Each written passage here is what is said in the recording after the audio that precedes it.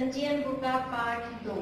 इससे पहले हम हरिहर काका पाठ 1 पढ़ चुके थे, जो कहानी पारिवारिक संबंधों पर आधारित थी। और आज जो हम कहानी पढ़ने जा रहे हैं वह है सपनों के से दिन।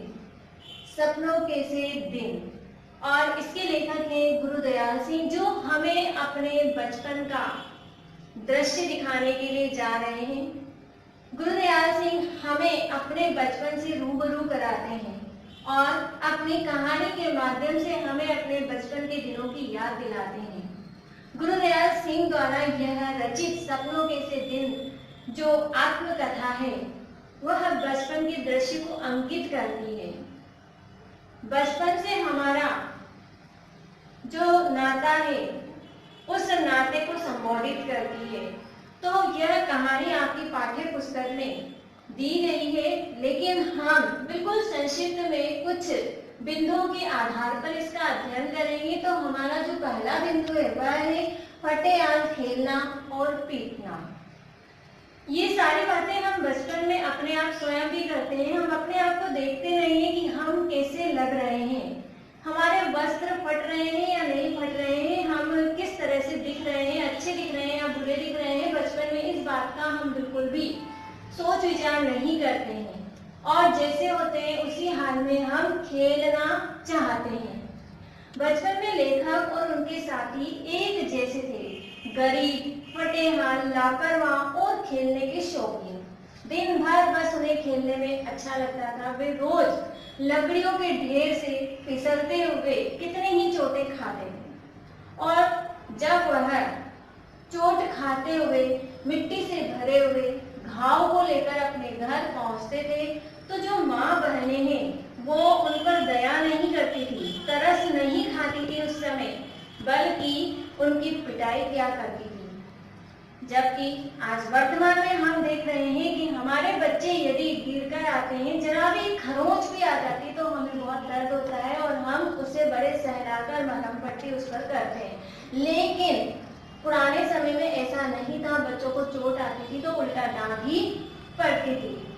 जब वे मिट्टी के भरे हुए घावों को देखकर माँ बहनें तरस खाने के बजाय उनकी पिटाई किया करती थी और बाप इतने गुस्से हुए करते थे कि चाहे बच्चों के नाक मुंह से खून आने लग जाए लेकिन वह पीटते चले जाते थे, अपने बच्चे को वह मारते चले जाते थे। जबकि आज बिल्कुल भी ऐसा नहीं है।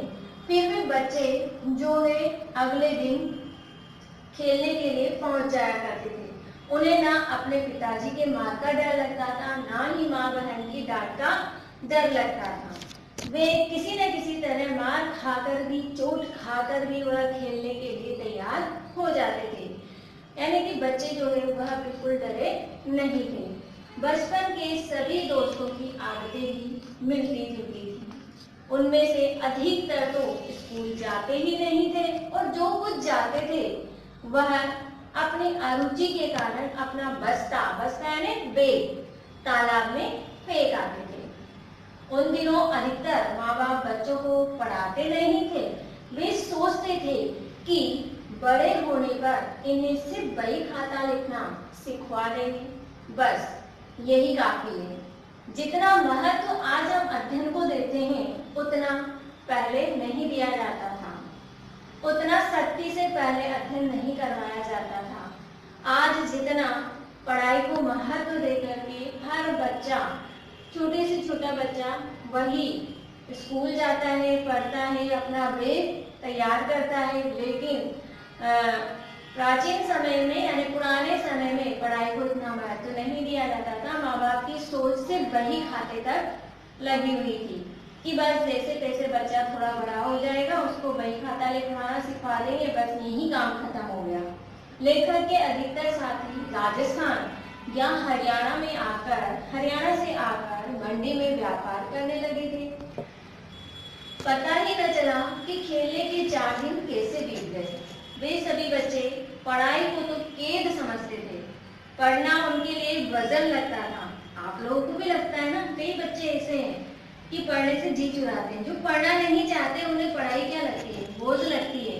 क्यों? क्योंकि उनके खेलने का समय खत्म हो जाता है, उनके मनोरंजन का समय खत्म हो जाता है। तो इसीलिए कई बच्चे जो थे वह पढ़ाई को खेद मानते थे। बचपन में घास कुछ अधिक हरी हरी और फूल कुछ अधिक मनमोहक से प्रतीत होते थे, और जो आज भी लेखक को स्कूल के रास्ते में उगे हुए झाड़ियों की खुशबू की याद आती है। आज भी लेखक उन रास्तों का स्मरण करते हैं जब वे बड़े हो गए हैं। कभी कभी वे क्यारियों में उगे हुए फूल की कलियों को चपरासी की नजर बचाकर तोड़ लिया करते थे। हालांकि उन कलियों का उनकी कोई काम नहीं था, वह सिर्फ जेब में रखी रखी ही सूख जाती थी, या वह खराब हो जाती थी, या फिर वह उन्हें चबाकर खा जाया करते थे।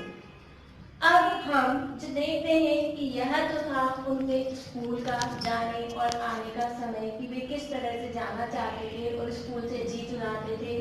माताजी पिताजी उनके लिए एक डांट से कम नहीं थे, उन्हें किसी प्रकार का कोई रहम और तरस उनके ऊपर नहीं आता था। अब जब लेखक को जब नहाना होता है तो वह किस तरह से नहाते हैं या स्नान करते हैं, तो उसके लिए हम दूसरे बिंदु का अध्ययन करते हैं। तालाब और रेत में नहाना लेखक को कैसा लगता है। तब स्कूल के शुरू साल में 1.5-2 महीने की छुट्टियां होती थी, यानी पहले के समय क्या होता था कि बच्चों जुलाई से स्कूल स्टार्ट होते थे, और आज अप्रैल में स्टार्ट हो जाते हैं। हमारा जो नया सेशन है अप्रैल में स्टार्ट हो जाता है, लेकिन पहले जुलाई से स्टार्ट होता था, तो उससे पहले 1.5-2 महीने की छुट्टियां होती थी। इन दिनों में लेखक अपने ननिहाल चला जाता था और वहां नानी उन्हें खूब दूध दही मक्खन खिलाती थी और बड़ा प्यार करती थी, बड़ा दुलार करती थी। वे दोपहर तक गांव के तालाब में नहाते थे और बाद में नानी से कुछ भी मांगकर खाते थे। नानी उनकी बोली और कम खाने की आदत से बहुत खुश थी। वह अपने पोतों को भी उनसे कुछ सीखने के लिए कहती थी। जिस साल लेखक ननिहाल न जा पाते थे, उस साल वो क्या करते थे, वो तालाब का आनंद उठाने के लिए गांव के ही तालाब पर चले जाया करते थे। वहीं कपड़े उतारकर पानी में कूद जाते थे और कुछ समय बाद रेतीले टीले पर चढ़कर वहां रेत के ऊपर लेटते रहते थे, रेत के ऊपर खेलते रहते थे। और जब गीला शरीर रहता था तो वे रेत से क्या होते थे, लथपथ हो जाते थे, रेत उन पर चिपक जाती थी। जब रेत चिपक जाती थी तो वे तालाब में वापस से छलांग लगाते थे और वापस नहाने का आनंद लेते थे। ऐसा वह और उनके साथी कई बार किया करते थे। कई साथियों को तो तैरना भी नहीं आता था और कई साथी जो ऐसे थे वो तैरने की मुद्रा में हाथ पांव भी हिलाते थे, परंतु उन्हें तैरना नहीं आता था। इसलिए कई बार वे गहरे पानी में चले जाते थे। फिर उन्हें भैंस के सींग और पूंछ को पकड़कर बाहर आने की सलाह दी जाती थी। कई बार मुंह में उनके गंदा पानी भर जाता था, परंतु हाय हाय करके जैसे तैसे तालाब से बाहर निकल आते थे। तो यह थी लेखक और उनके मित्रों की नहाने की क्रिया। अब हम देखते हैं कि लेखक को जो 1.5 से 2 महीने की छुट्टियां मिलती थी, तो उनमें वह किस प्रकार से छुट्टियों का काम करते थे, यानी कि गृह कार्य किस तरह से करते थे। तो हमारा अगला बिंदु है छुट्टियों का काम। इस प्रकार छुट्टियां बीतने लगती थी और जब 1 महीने की छुट्टियां बीत जाती थी तब जाके उन्हें काम याद आने लगता था। फिर सोचते थे कि हिसाब से तो 20 सवाल निकलते हैं, यानी कि कहने का आशय यह है कि वे ऐसा सोचते थे कि हिसाब के 200 सवाल निकालने हैं, तो रोज 10 सवाल भी किए तो 20 दिन में पूरे हो जाएंगे। परंतु जब 10 दिन और बीत जाते थे तब उनके दिन में 15 सवाल निपटाने की वे सोचने लगते थे। कुछ लड़के सोचते थे कि काम न करने के बदले मास्टर जी से पिटने वाला जो सौदा है बिल्कुल सस्ता है, कि अच्छा है काम ही ना करें, आनंद से मस्ती से हम छुट्टियों का आनंद लें, और ज्यादा से ज्यादा यही तो होगा, मास्टर जी हमें पीट लेंगे और क्या होगा। तो कई बच्चे ऐसे निडर भी थे, उन्हें किसी प्रकार का कोई खौफ नहीं था, तो वे इस तरह से स्कूल का काम नहीं करते थे। लेखक भी ऐसे ही बहादुरों की तरह सोचने लगते थे। ऐसे लड़कों का नेता था ओमा, उसका नाम था ओमा। अब ओमा किस तरह का लड़का था उसका अध्ययन हम अगले बिंदु में कर रहे हैं। ओमा का भयंकर सिर, उसकी एक विशेषता थी कि ओमा का सिर बहुत भयंकर था। अब वो कैसे था इसका अध्ययन हम आगे करते हैं। ओमा मारने, पीटने और बातें करने और गालियां देने में सबसे ऊपर था। बहुत ही शैतान लड़का था, हम ये कह सकते हैं।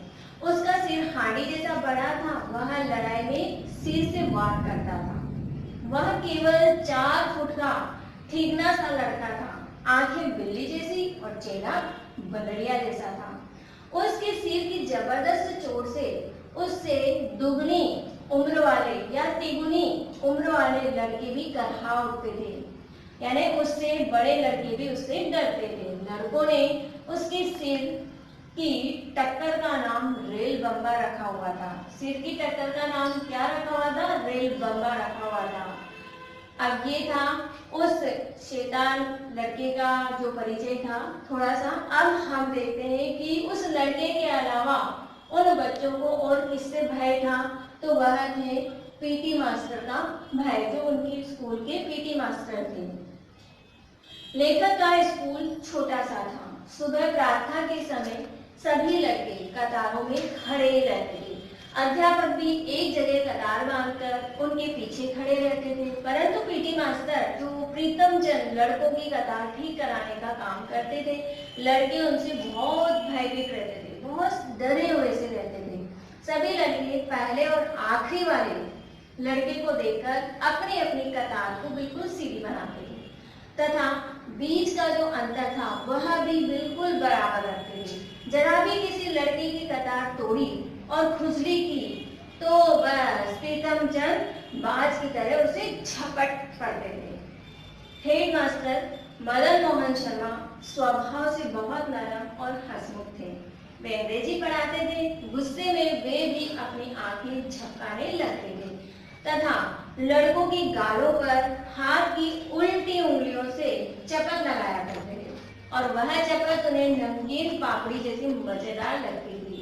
तो इस तरह से जो लेखक का जो अध्ययन था वह जैसे स्कूल में होता था, तो कोई ना कोई किसी न किसी अध्यापक से वे डरते भी थे और वह थे प्रीतम चंद। उनसे बहुत डरते थे, लेकिन एक तरफ उन्हें शाबाशी का भी मोह था।